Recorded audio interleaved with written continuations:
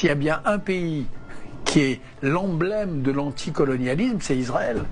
Israël, c'est le fruit d'une lutte anticoloniale réussie. Alors, petit rappel des faits pour BHL, qui ne cesse de tordre la réalité et le droit international comme ça l'arrange. Il ne semble même pas connaître le gouvernement israélien. Parmi les ministres, il y a une certaine Orit Strouk. Son titre très officiel est celui de ministre des colonies et des missions nationales. C'est elle qui supervise aujourd'hui la politique d'expansion d'Israël. Elle est membre du parti d'extrême droite Mafdal, le parti national et sionisme religieux, dont le président est le suprémaciste Bezalel Smotrich. Les colonies israéliennes, qu'en hébreu on nomme Hitnachalut, ont débuté en 1967, et ça veut dire implantation. Elles concernent tous les territoires palestiniens, la Cisjordanie, Jérusalem-Est, Gaza jusqu'en 2005, et même le plateau du Golan en Syrie.